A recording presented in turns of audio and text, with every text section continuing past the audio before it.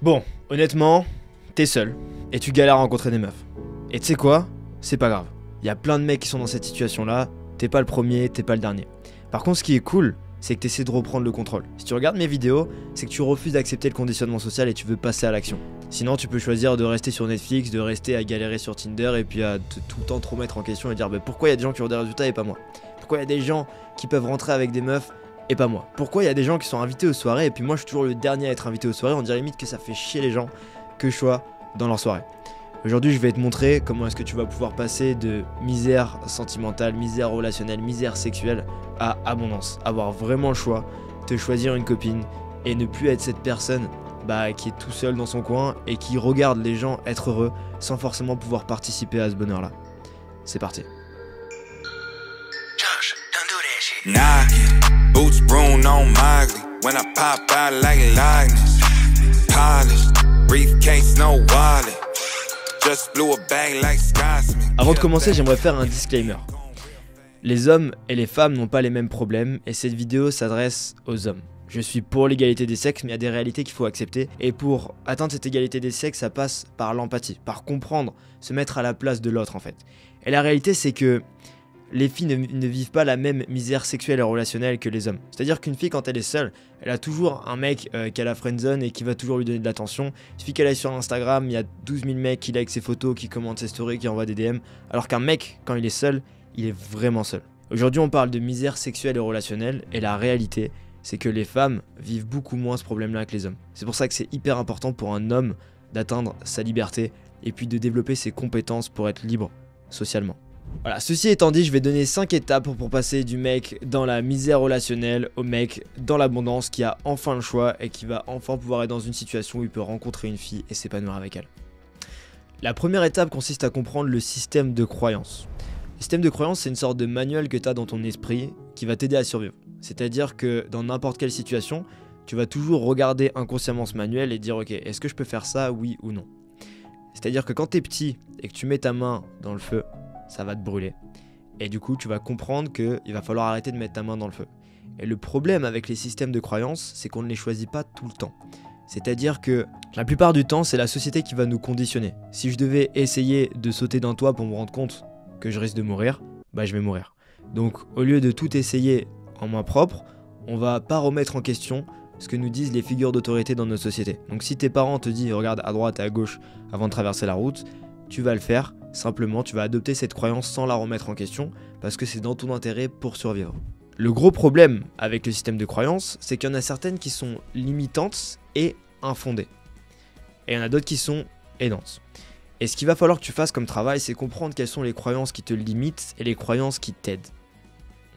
Aujourd'hui, s'il y a une croyance qui te limite, rien ne t'empêche de la balancer et d'arrêter d'y prêter attention.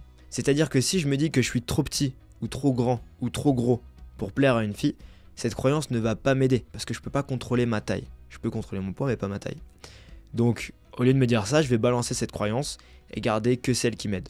Si je me dis que je suis introverti et que c'est pour cette raison que je peux pas aller parler aux filles, je vais pas prêter d'attention à cette croyance et je vais simplement utiliser des croyances qui vont m'aider.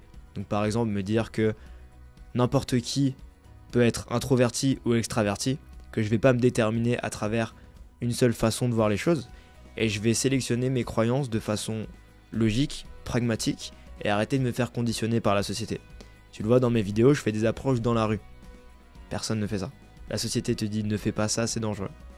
Le résultat c'est qu'aujourd'hui, j'ai une abondance complète et j'ai atteint un niveau où je suis très très compétent socialement grâce au fait d'aborder des filles dans la rue. Toujours de façon bienveillante, bien évidemment. La deuxième étape, c'est de comprendre et d'apprendre à gérer ton ego.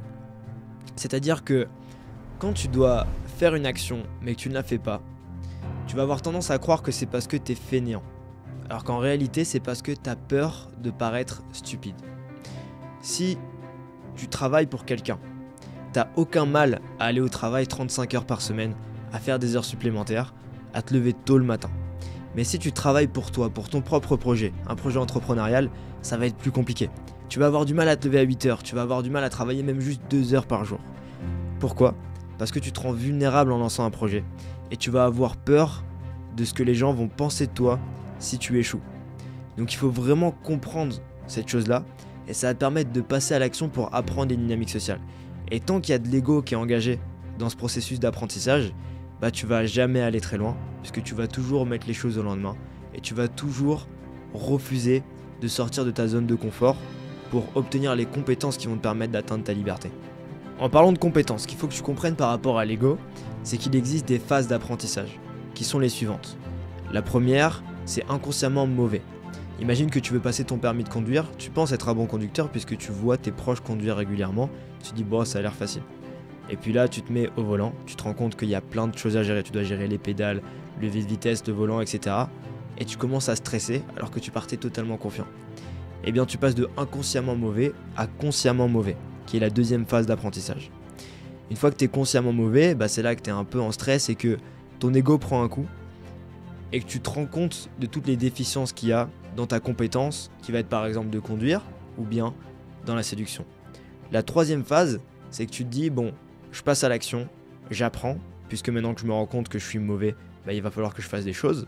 Et là, je deviens consciemment bon. C'est-à-dire que si je me concentre, si je fais un effort cognitif, je vais réussir à gérer le levier de vitesse, à regarder mes angles morts, à bien orienter le volant, à bien accélérer au bon moment.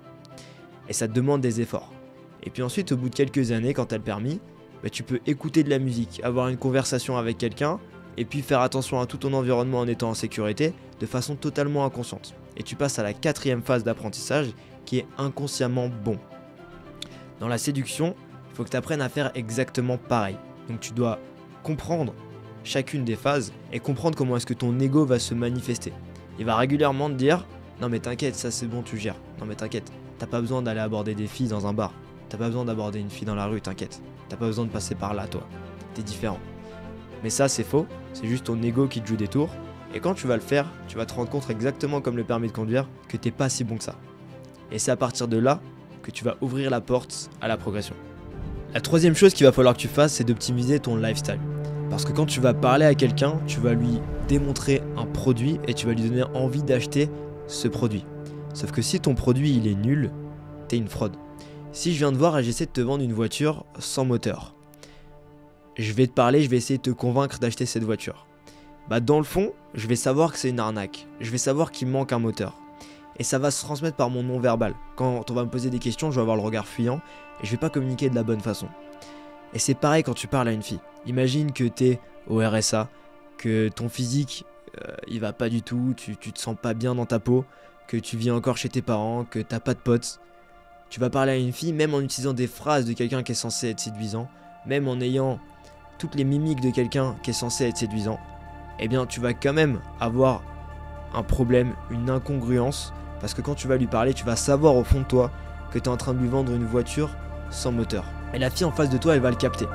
Donc commence par travailler sur ton lifestyle avant de te concentrer sur la communication. La quatrième étape, de très loin ma préférée, c'est le game. Ta capacité à communiquer avec une fille et avec des gens de manière générale. Il va falloir que tu fasses deux choses pour les filles. La première, c'est de comprendre très profondément la psychologie féminine.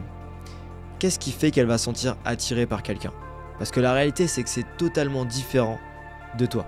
Ce qui, toi, va te donner envie d'aller parler à une fille est totalement différent de ce qui va donner envie à une fille de parler avec toi. La deuxième chose qu'il va falloir que tu fasses pour optimiser ton game, c'est d'apprendre à marketer ta personnalité. Et si je dis le mot marketer, il y a une raison. C'est parce qu'il y a une grosse différence entre la vente et le marketing.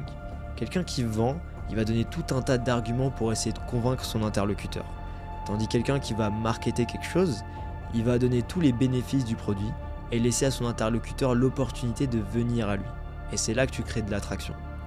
Dans un contexte de séduction, si tu vas parler à une fille, essayer de vendre, ce serait venir la voir et lui dire j'ai envie de te voir mercredi soir à 21h30, je passerai te chercher, on va prendre un verre à tel bar et ensuite je te ramènerai chez toi. Si tu peux pas mercredi, y a pas de problème, on peut faire ça vendredi. Tu peux pas vendredi, oh bah, tu peux faire ça quand? T'inquiète, je vais me rendre disponible. Ça c'est quelqu'un qui va essayer de convaincre, qui va essayer de vendre. Alors que quelqu'un qui va marketer, il va simplement lui dire hey, j'aimerais bien prendre un verre avec toi, qu'est-ce que t'en penses? Et laisser la personne venir à lui sans lui forcer la main. Et puis si elle lui dit bah là je suis pas disponible en ce moment, il répondrait tout simplement pas de problème, bah dis-moi quand t'as le temps. Et si la fille n'a toujours pas envie, il va pas la relancer 50 000 fois. Il va simplement peut-être lui reproposer dans une semaine. Et puis s'il sent que la fille n'est pas réceptive, il peut simplement lui demander est-ce que tu passes un bon moment avec moi? Et il faut elle va comprendre dans son intonation, dans son attitude, que si elle lui répond non et qu'elle décide de partir, ça va rien changer à sa vie. Et c'est ça que je veux dire par marketer sa personnalité. Évidemment, c'est quelque chose de très très vaste, je peux pas t'expliquer tous les concepts de game dans cette vidéo, mais je t'invite à rejoindre mon groupe Telegram où tu auras beaucoup plus de détails. La cinquième chose qu'il va falloir que tu fasses, c'est d'apprendre à gérer et optimiser ton apparence. Et là, il y a vraiment un truc qu'il faut que tu comprennes, c'est qu'il y a deux types d'hommes. Ceux qui vont se concentrer sur les problèmes et ceux qui vont se concentrer sur les solutions. Des losers et des winners. Il y a quelque chose qui est important par rapport à ton apparence, c'est qu'il y a un locus de contrôle. Et ce locus de contrôle, il va te permettre d'aller de l'avant et puis d'optimiser à partir de la situation dans laquelle tu es. Parce qu'il y a des choses que tu ne peux pas contrôler, comme ta génétique. Tu ne peux pas contrôler ta taille, tu ne peux pas contrôler ton implantation capillaire, tu ne peux pas contrôler certaines choses, par exemple peut-être que tu vas transpirer plus que d'autres parce que génétiquement, voilà, c'est pas de ta faute. Par contre, tu peux aller chez le barbeur, tu peux aller à la salle de sport, tu peux te créer un physique avec une plus grosse musculature. Si tu as une calvitie, tu peux simplement te raser la tête ou tu peux aussi faire des implantations. Il y a plein de choses qui sont en ton contrôle. Et moi, ce qui me fascine, c'est que les losers, ceux qui vont se concentrer sur les problèmes, souvent, c'est ceux qui ont complètement abandonné tout ce qui est en leur contrôle. Les gens qui vont me dire « Oui, mais j'ai une calvitie, c'est pour ça que je plais pas aux filles », je suis en train de me dire « Mais pourquoi tu t'es pas rasé le crâne? Parce que là, ça ressemble à rien, t'as tes cheveux dégarnis, genre, fais quelque chose. » Quelqu'un qui va me dire « Oui, non, mais moi, je peux pas parce que je suis trop petit. » Le mec, je vois que son style vestimentaire, c'est n'importe quoi. Il n'est jamais allé à la salle de sport. Il passe sa vie à manger des fast-food. Genre, je suis en mode, si t'as un désavantage, fais en sorte de contrebalancer, d'équilibrer, en travaillant sur ce qui est en ton contrôle. Si tu veux apprendre à optimiser ton apparence, à optimiser ton style vestimentaire, je t'invite à aller voir la chaîne YouTube de Carl Wess. Et si tu as envie de travailler avec lui, n'hésite pas à lui dire que tu viens de ma part. Tu auras des avantages très spéciaux. Pour terminer cette vidéo, j'aimerais que tu comprennes que tous les points que je viens de t'énoncer, c'est des choses qui ne sont pas ancrées dans ton identité. Il va falloir que tu apprennes à transcender ton identité. Donc ce qu'il faut que tu fasses, c'est passer à l'action régulièrement et te créer des nouvelles habitudes qui vont façonner ta nouvelle identité qui va te permettre de plaire aux filles. Ça va te demander d'être patient. C'est pas un process qui va durer un jour, 2 jours, 2 semaines. C'est quelque chose qui va prendre des années, peut-être même toute une vie. Et il n'y a pas de problème, tu vas progresser tout le long de ta vie et tout au long du chemin, tu vas prendre du plaisir et puis tu vas avoir des résultats. Accepte là où t'es, accepte que ça va prendre un certain temps et puis va de l'avant, passe à l'action. Si tu veux plus d'aide pour apprendre à transcender ton identité, rejoins mon groupe Facebook et mon groupe Telegram dans lequel je mets du contenu régulièrement et puis tu pourras aussi avoir accès à mes webinaires que j'organise toutes les semaines. C'était Nabs, abonne-toi si t'as kiffé, n'hésite pas à me donner un retour en commentaire. On se retrouve pour la prochaine vidéo. Bisous.